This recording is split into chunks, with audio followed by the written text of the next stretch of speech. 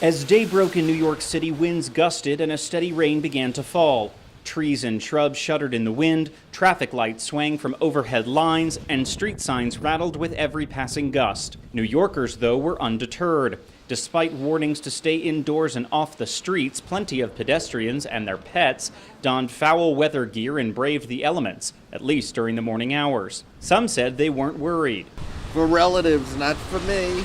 City employee Harry Leonard decided to make his way into the office, even though the weather at his home is expected to worsen.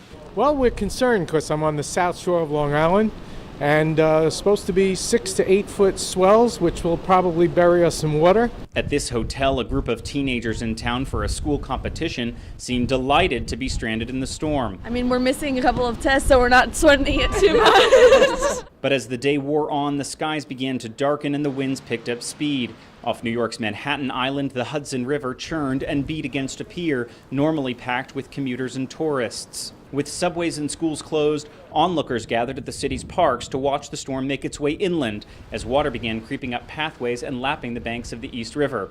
That prompted residents to ready for the worst. Yeah, we're just checking out the water levels. We flipped our furniture upside down. I'm in front of New York City's East River. This is Zone A, the mandatory evacuation areas in the city. Some 375,000 residents live in low-lying areas like this, and they've been asked to seek higher ground. As this storm churns inland, it's expected to bring some of the largest storm surges New York City has ever seen. The American Red Cross is working with the city to set up dozens of shelters for stranded New Yorkers. Josh Lockwood is CEO of the Red Cross's New York regional branch. We are pre-positioning our supplies and have already done that so that we can service those shelters and attending to the needs of clients that are in place at those shelters. He says that as conditions continue to deteriorate, those who haven't evacuated might reconsider their decision. People should plan for the worst and hope for the best. The psychology of disaster is often that none of us think it's going to happen to us, but what we see at the Red Cross every single day is people it does happen to, and folks who didn't think it was going to happen to them. One by one, city officials began to announce road, bridge, and tunnel closures, and authorities cautioned residents of the city to stay indoors and wait the storm out.